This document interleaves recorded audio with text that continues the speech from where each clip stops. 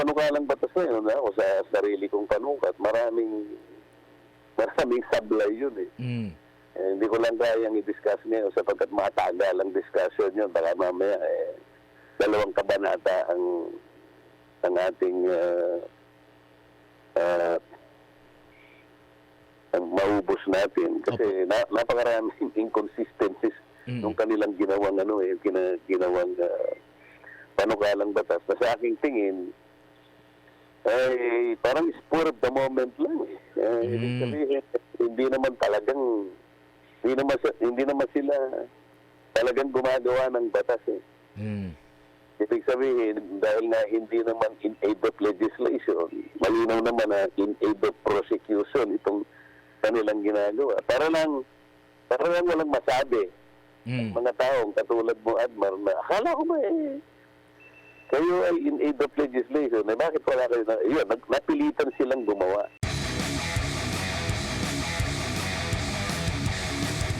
Nandito na si Congressman Rodante Marcoleta ng Sagip Party List, makakasama natin. Congressman, magandang hapon po. Si Admar Villando po ito. Magandang hapon, Admar. Opo, dito muna tayo sa hindi pagsipot ni dating Pangulong Rodrigo Duterte at ikinainis ito ng kasamahan mo diyan sa Kamara po, Congressman. Ano po ba ang nakita ninyo dito, lalo't nagpaliwanag naman through sa abogado po ni dating Pangulong Duterte kung ano yung dahilan kung bakit hindi siya sumipot sa Quadcom hearing?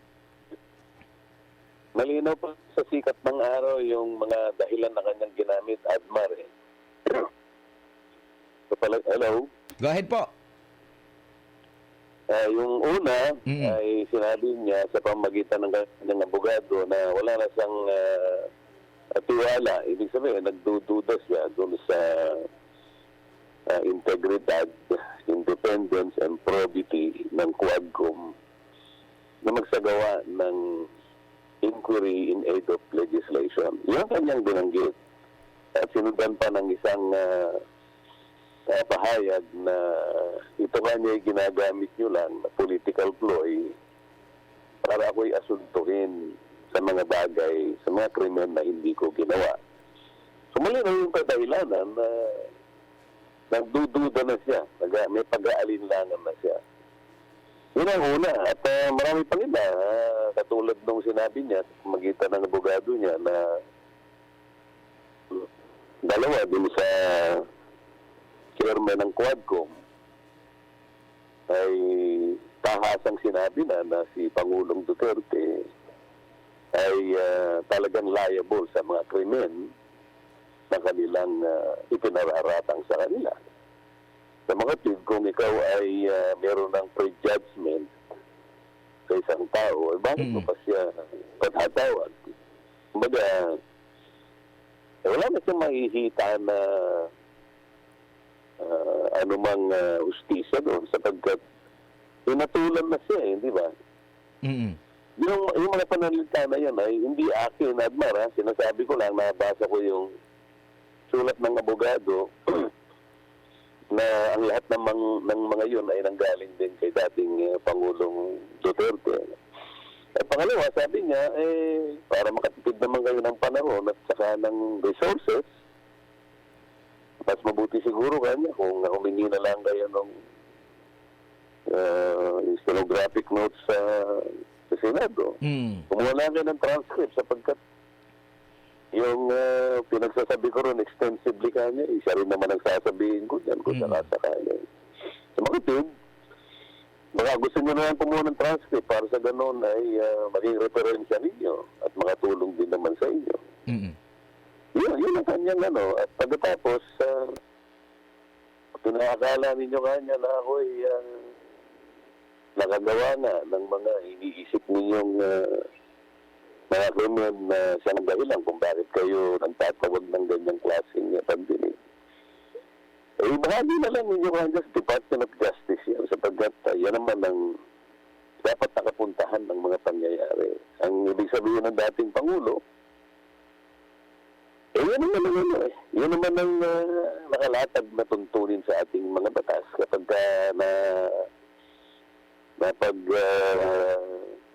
nagkakalap kayo nang inaakala nyo may bidil sa laban sa akin. Nandiyan naman ang National Prosecution Service nasa ilalim ng pangangalaga yun ng Department of Justice.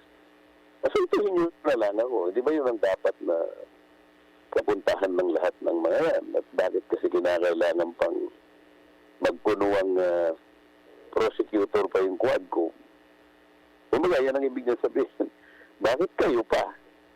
Meron namang mga opisina na may mandato na ganyan ang kanyang gawain. Hanggang sa halimbawa, kung kinakailangan ako'y humarap sa korte, di din tayo na magkita-kita.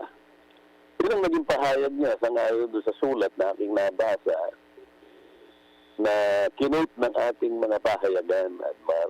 Opo. So, yun ang aking pantaya doon sa aking pagkakabasa doon sa sulat. Opo. And nabanggit nga ni dating Pangulong Rodrigo Duterte na sapat na yung kanyang mga sinabi doon. Ilang oras nga siya na talagang nabigyan ng pagkakataon na makapagsalita. And doon sa mga, kung na-monitor po ninyo yung sa Quadcom na mga pagtatanong, hindi po ba nasagot na rin ni dating Pangulong Duterte ito? At kumbaga, wala na ring patutunguhan kasi nga, meron na lahat ng mga tinanong ng mga senador hinugot din yun mula sa congressman doon sa Quadcom hearing. Hindi lamang yun, siguro nakalimutan lang ng dating Pangulo o maring hindi niya nakita o hindi nabanggit sa kanya na yung Quadcom nakapag-file na ng isang panukalang batas tungkol sa extrajudicial killings. Pero kung halimbawa yung pagbili ay dahil na rin sa tungkulin na gumawa ng panukalang batas kasi in aid of legislation, hindi sana tumigil na, hindi ba? Sapagkat meron ng panukalang batas Bagamat yung panukalang batas na yun, ako sa sarili kong panukat, maraming sablay yun hindi ko lang kayang i-discuss ngayon sapagkat matagal ang discussion yun. Baka mamaya 2 kabanata ang ating ang maubos natin. Kasi napakaraming inconsistencies nung kanilang ginawang ginawang panukalang batas na sa aking tingin ay parang spur of the moment lang. Ibig sabihin, hindi naman sila talagang gumagawa ng batas Ibig sabihin, dahil nga hindi naman in aid of legislation, malinaw naman na in aid of prosecution itong kanilang ginagawa. Para lang walang masabi. Mga taong katulad mo, Admar, na akala ko ba kayo ay in aid of legislation, bakit wala kayo yun, napilitan silang gumawa.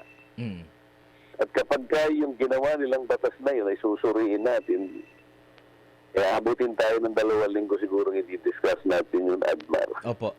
Tsaka isa pa sa mga nakita ng dating Pangulo, hinatulan na siya ng guilty So ano pa yung niya kung dadalo siya kung hindi rin naman makikinig kasi meron ng early pronouncement na talagang liable daw itong dating Pangulo. Yun nga, sinabi ko sa'yo kanina, isa sa dahilan na sinabi niya, 2 sa chairman noon, na sinabi niya na liable siya talaga ng willful killing. At sinasabi nga, yun pa isang ayon dun sa Republic Act 9581. At klarong-klaro naman yung mga krimen na nagawa niya, sabi. Meron ng pre-judgment. Sabi ko sa'yo kanina, ano pa yung katuturan para humarap siya doon, napagtibay na pala nila. Opo. At hindi mo na lang ako asuntuhin kung ako yun. Yun nga po. Sir, nabanggit nyo kanina, Congressman, na meron silang panukalang batas. Kaso parang minadali lang for the sake lang na may masabi na, in aid of legislation, meron kaming panukalang batas. Do you think, sir, na itong mga isyong tinatalakay dyan sa Quadcom, may existing na mga batas at yun na lang ang gamitin na sampahan ito ng mga kaso? Yun ang sinasabi ko sa iyo na yung kanilang ginawang batas ay anong tawag ba ron? Mababaw. lamang mababaw parang kalabisan lang Dahil nga, hindi naman kailangan gawin yun sapagkat ang daming mga batas na umiiral na. Yun. At kapag binasa mo yun, wala namang nabago at wala namang Opo. Nakikita niyo po ba may direction pa itong Quadcom hearing, Congressman? Pang-10 na po nila itong pagdinig. Kamakailan lang. Ikaw lang, nakikita mo na walang direksyon Oo. Oo, pero itong ang problema kasi natin ito, marami na ring mga naaabala at talagang yung mga nakakapunta doon, kung ayaw... Opo. Alam mo, Admar, kung ako sa kanila, gagamitin ko ng dahilan yung ginawa ni Secretary Boying Remulla na isang department order yata yun, o department memorandum number 778. Opo. Na kung saan nagtatag siya ng isang task force na ang gawain niya ay para siya sa atin para imbestigahan yung di umanong mga extrajudicial killings na naganap noong panahon ng dating Pangulo. Opo. At kung makikita mo, ang mamumuno dyan, yung pinaka-head ng National Prosecution Service. Ang sinasabi ko sa iyo, ito yung kalipunan ng mga piskal at prosecutor na talasag sa ating bansa na nasa ilalim ng pamamatnugot yan ng Department of Justice. Pwede rin tumulong ng NBI kung kinakailangan. At ang composition niyan ay kasama yata ang isang regional prosecutor at saka siyam na mga opisyalis ng National Prosecution Service. Ito yung piskalya, ito yung prosecution. Ito yung expertise nila. Kung ako sila, para siguro magkaroon na lamang kahit konting kadahilanan na lang para huminto sila. Gamitin na nila yan. Alam mo, ang tagapagsalita nila, mga kababayan, dahil po, nagkaroon na po talaga ng isang task force na sa aming palagay, yan naman po talaga ang dapat at hindi po kami talaga. Kami po kasi ay, ano ba, kung hindi po kasi nalaman kung ano yung nakain namin at nakagawa po kami ng isang Quadcom na ang palagay po namin ay makakatulong. Diba? Ganun siguro. Hirap na rin po kami at mukhang hindi na po namin alam kung saan kami papunta. Ano? Ang title nga po ng aming kung ito po ilalagagawan ng libro, halimbawa, ang magiging title po nito ay Two Bodies, Quadcom. Kaya kami po hihinto na sapagkat meron na pong task force na nagawa ang ating Department of Justice. Opo.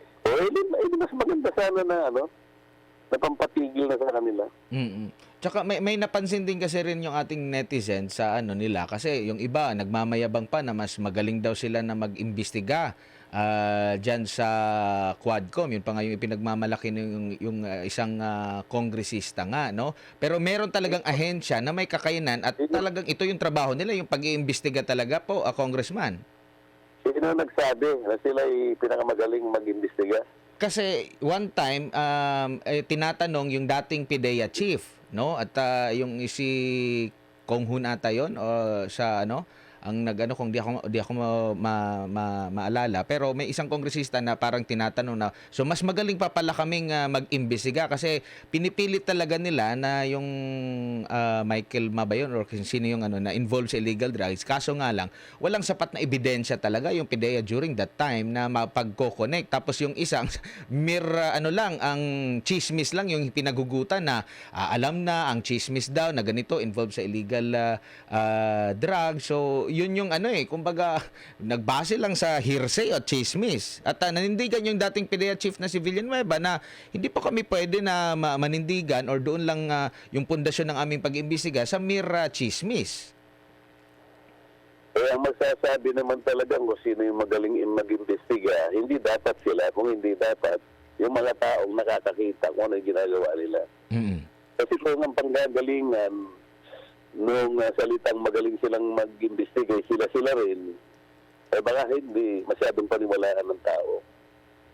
Kasi para sa akin, kung sino yung merong mandato, yun yung dapat na mag-imbestiga. Kumbaga sa gumagawa ng bahay, hindi ka naman karpintero, kunwari, ikaw ay artista, hindi ka po pwedeng gagawa ng isang bagay na hindi mo kabisado. Kung ikaw naman ay hindi naman engineer, hindi ka naman po pwedeng gumawa ng mga building, mga tunay. Kanya-kanyang tayo, may. Kanya-kanyang tungkulin tayo kung paano iniatas sa isang opisina o isang tao ang mga batas na umiiral sa atin. So, ang mga pagsasabi lamang ng legitimacy ng ginagawa mo, yung mga batas na nagtakda ng gawain mismo. Opo. Bilang isang tao o bilang isang opisina. Ngayon, kung hindi naman para sa iyo yun, hindi ka naman korte, hindi ka naman prosecutor, pinipilit mong gawin yun, at pagkatapos sasabihin mo pang mas magaling ka pa doon sa itinalaga ng ating mga batas, baka ako rin pinag-iisip na nila. Opo. At saka ito rin yung napunan natin, yung parang unlimited na yung pag-co-contempt po kung hindi magustuhan yung sagot doon sa mga tinatanong nila, contempt agad yung pantakot po nila at yun yung ginagawa. Wala kasi yung isang sa mga tinawag doon ng pumunta sa korte, yun ang dapat na recourse nila Dahil ang nangyayari, hindi na nga sang-ayon doon sa legitimate na function ng Kongreso. Ang legitimate function niya kasi, kaya in aid of legislation, ay gagawa ka lang ng batas. Hindi yung ikaw ay mag-iimbestiga kung ang isang tao ay dapat managot sa batas. Hindi yun ang tungkulin nila. Kaya nga, napakalinaw in aid of legislation. Pantulong lang, kaya nga tumawag ka ng pagdinig para sana matulungan ka. Para ma-assess mo na yung gagawin mong batas ay katanggap-tanggap at talagang saktong-sakto lang para sa pinatutunguhan o objective ng batas mo. Pero para ikaw ay gagawa lang in aid of legislation, pero yung kabuuan ng lahat ng ginagawa mo ay in aid of prosecution, at saka ka lang kunwari magpapahal ng batas. Hindi ganun. Baligtad yun. Napakaraming mga jurisprudence ang magsasabi, Adman, na kapag ang ginagawa mo na ay ikaw ay nai-encroach mo na yung gawain ng korte, ay tumigil ka na. Kapag hindi po pwede na akuin mo yung gawain ng korte o prosecution sapagkat limitado ang iyong function in aid of legislation. Ganun lang. Ganun. Hindi mo dapat abusuhin yun. Opo. Tsaka itong mga function din ng nasa judiciary natin, nakikita nyo po ba na parang sinasapawan na dito sa ilan sa mga investigasyon po? Hindi naman sinasapawan kasi alam mo, yung ating judiciary, passive yan Hanggat walang magdidemanda at walang pupuntang petition sa kanila, hindi sila magre-react. Ganun ang nature ng ating judiciary. Hindi sila po pwedeng makialam sapagkat nga iba yung executive, iba yung legislative, iba yung judiciary. Ang problema lang, yung House of Representatives, hindi na sila nangingini alam na nila yung boundaries namin. Alam nila yung limitasyon namin. Pero pinagpipilitan nila. Sana makakita ako isang araw, yung mga tinatawag doon, pumalag naman sila. Lalong-lalo na, yung pamamaraan ng pagtatanong dyan, wala ng due process. Hindi ka pwedeng gumamit ng abogado mo. Kasi sabi nila, ang presence ng abogado is only limited to advising the client about his rights. Pero hindi maliwanag doon kung paano gagawin ng abogado yung pag-advise doon sa kliyente ng kanyang karapatan. Kasi maraming pagkakataong nakita ko Pag binubulungan sila ng abogado, nagagalit yung mga chairman. paano mo advise, paano mag-a-apply yung rule mismo na you are limited to advising the rights of your client? Paano? Oh. Hindi ka pwedeng bumulong. Pag nakita ka nung isa sa kanila, Mr. Chair, binubulungan ng abogado si ganito. Sasabihin naman ng chairman, huwag mo nang uulitin niya na pag-contempt kita. Ano namang klaseng Tama ba ito? Kumukuha ka nga ng taong makakatulong sa iyo para ganapin mo yung tungkulin mong makapaggawa ka, makapagpalangkas ka ng batas. Bakit mo sila pinagagalitan? Bakit mo sila tinatakot? Nasaan na yung mga karapatang pinagtiwala sa saligang batas na nakayunat mga Bill of Rights? Nasaan na yan? Wala na. Yung right of incrimination, wala na yan. Binastos na yan. Ibinasura na nila yan.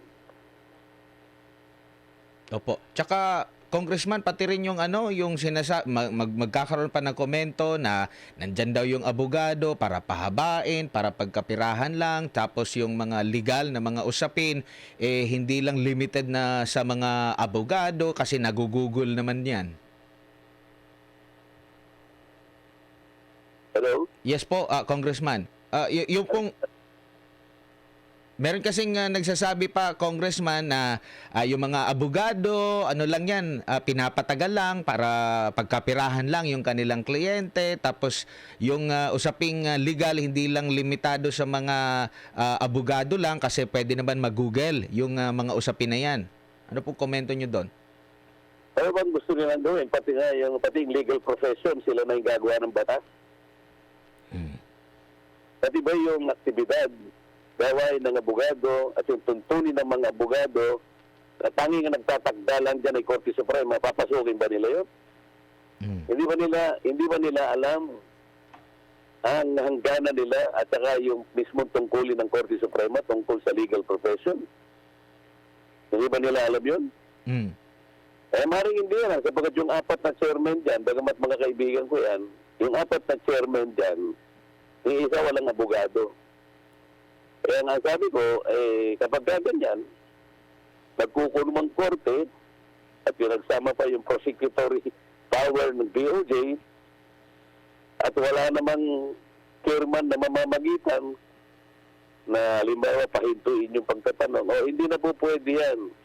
Labag na yan, ganito ang dapat mong itanong. Wala Kumbaga sa korte, ang judge, siya yung nag-guide doon sa dalawang partidong naglalaban. At siya yung kumbaga arbiter, kaya nga ang tawag judge Pero hindi nakikialam yun, hindi yung judge ang nagtatanong. Yung mga abogado ng partidong naglalaban ang nagtatanong sa bawat isa. Merong magbidirect, merong magkukros. Pag merong objection yung kabila, doon lamang mamamagitan at magbibigay ng hatol yung judge. Alam mo, nag-object yung kalaban. What is the objection? Sabi niya gano'n. You know, the question is irrelevant. The question is impertinent. The question has no basis. So, mag-rule ngayon yung judge. Sustain, sabi niya. Ibig sabihin, mayroong basihan yung nag-object. Pero pag sinabi niya, overruled, ibig sabihin, wala kang kaptiran. Sige ka, sumagot ka. Sino yun ang tatayong ganun doon sa Quadcom? Mayroong isang abogado dyan, kaibigan ko, si Congressman Acop, kaya lang, si Congressman Acop ay vice chair lang. So, hindi siya ang magbibigay ng hatol. Nandun pa rin dun sa apat. Opo. Na hindi na abogado. Yan ang dilema dyan Yan ang pinaka-dilema ng Quadcom. Kaya nga, hindi nila malaman kung ilang tao pa ang tatawagin at ilang tanong ang dapat itanong. Pero, sabi mo nga kanina, tinatanong mo, kung meron pang direksyon, ang tanong mo ay rhetorical question. Ang ibig sabihin doon, ang tanong mo, sagot na rin sa kanyang sarili. Opo. Hindi ba? Congressman, yung ruling ba or yung proseso po ba, procedure dyan sa mga hearing sa korte, yan bang ina-adapt ng sa Senado, sa Kamara na style ng pagdinig? Hindi mo rin tuntunin tungkol sa pagtawag ng kung sino yung tatawagin. kung paano yung ganito. Pero yung tungkol doon sa pagtatanong at yung sagot, sino mag-guide sa kanila at kung paano po proteksyonan ang katuwiran o kaya yung karangalan o kaya yung karapatan ng mga tinatanong, wala na silang tuntunin doon. Sa tunay na korte, merong rules of court na tinatawag para mapangalagaan ng due process. Diyan wala ng due process. Dahil nga wala namang rules of the committee na talagang magpoprotekta doon sa karapatan ng mga tinawag na mga witnesses o kaya mga resource persons. Opo. Okay. Congressman, maraming salamat po sa inyong oras at panahon. Sa ulitin po, ingat po kayo. Thank you.